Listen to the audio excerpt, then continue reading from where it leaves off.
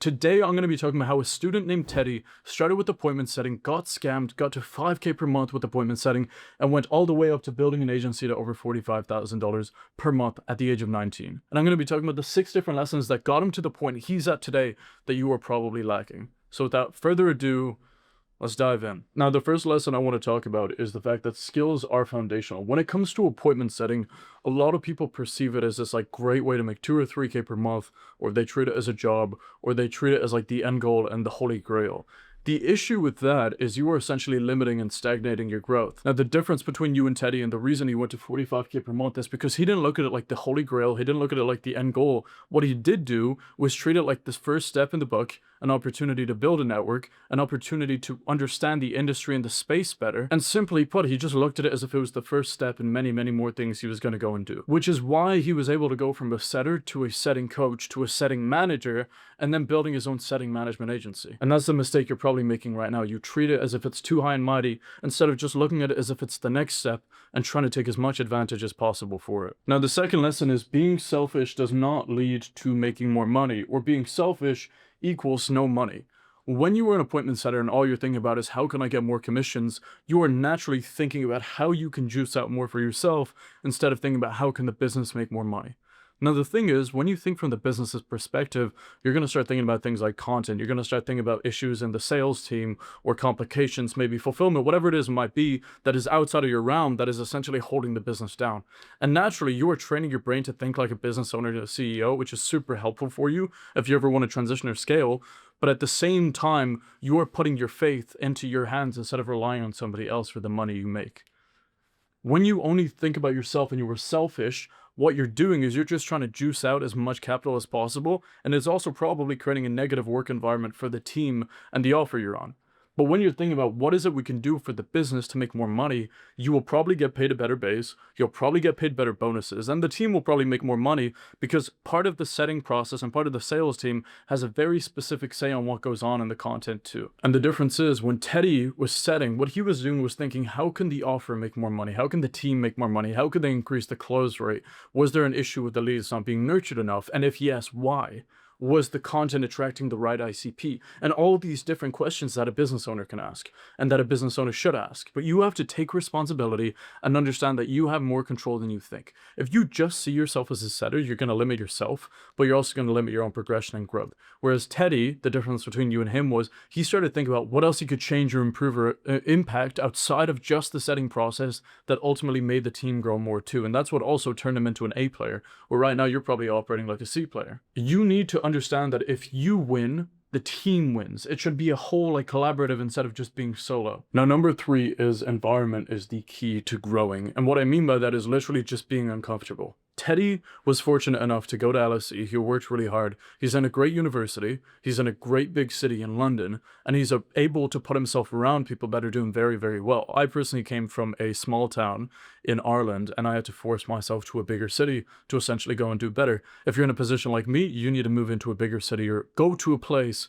with more opportunity. If you're like Teddy and you're fortunate enough to be born and raised in a big city, it's okay, but you need to put yourself in a position where you are around high achievers and high performers. And even though Teddy was in LSE, he still made a conscious effort to go to places like Dubai, Bali, Marbella, where he knew there would be a lot of entrepreneurs because, yeah, there are a lot of high achievers in LSE, but there's also a lot of high achievers in business outside of the education system. And he realized that if he really wanted to do well, he would have to put his back against the wall, spend the remainder of his money going and traveling, which isn't the best advice ever, but he put himself in an uncomfortable position that forced him to grow. He put himself in a position where his network grew and he improved as a byproduct. And a lot of people aren't doing that. Lesson 4 is to learn from everyone, especially the people you hate. And the reason I say learn from the people you hate is because Teddy got scammed before he joined Setters Academy and was able to go to 45K per month. He joined a mentor that didn't really know what he was doing. He didn't have any case studies. He didn't have any testimonials. And he lost a lot of money. And the fact is, Teddy lost a lot of money, and he could sit and say, screw this whole industry and this business model, I'm not going to do anything, but it made him more eager to understand why he wasn't doing well. You need to learn from everybody around you, because everybody is, what I truly believe is that everybody around you has good advice. People that are successful, people that are unsuccessful, good mentors, bad mentors, people with amazing fulfillment, people with terrible fulfillment. The more you learn from other people, the more you can minimize the mistakes you are making. It's not just take everybody's advice, but also look look at how they're operating, look at how they're performing, and see what you can take from that. So instead of Teddy looking down on people that weren't doing well, he didn't do that. He just looked at people that weren't doing well and understood why so he could avoid it. Number 5 is make your why bigger than your income goals. Teddy's main focus then and now was not to make 45K per month. It was to help his family, help his friends, and help the people around him that need it most. And between you and I, he actually wants to build charities when he's older. The actual ideology behind that as well is if your whole purpose is to make money, when things start to get relatively difficult by any means, all of a sudden you're going to be thinking,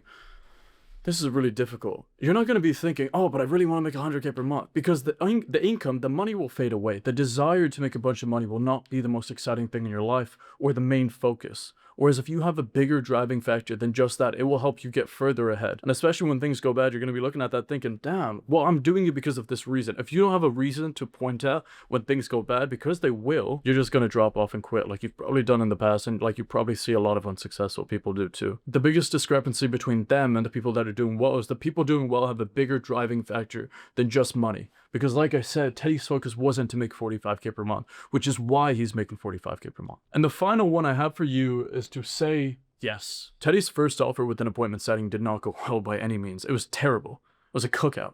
His second offer he got on was way above his means. He probably shouldn't have applied for it. And a lot of people around him thought he shouldn't apply for it. And he still got it.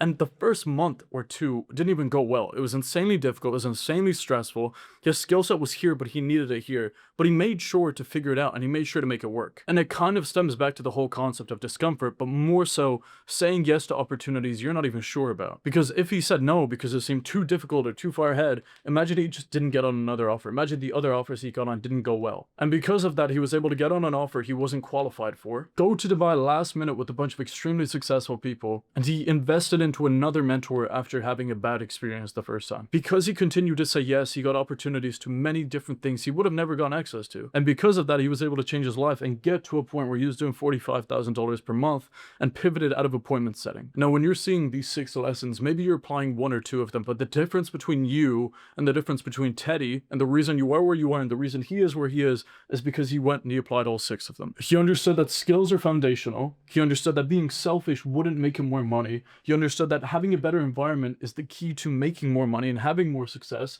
He realized that learning from people you hate is actually very beneficial. He realized your why is significantly more important than your income, and he just started to say yes to different things that he wasn't even really sure he could do. He understood that there was significantly more upside to this than doing the opposite. So if you want to do better with where you're at right now, I strongly urge you to look at these 6 lessons and ask yourself, what is it you're lacking? And if you want more input, you can go and watch the interview I did with him as well. You'll get a better perspective of his journey, where he's at, that type of thing. But this is what I'm saying to you. You are probably lacking one of these 6, and this should be able to give you the insight and the discrepancy that you can go and figure out and do now. So ask yourself, which of these 6 are you missing?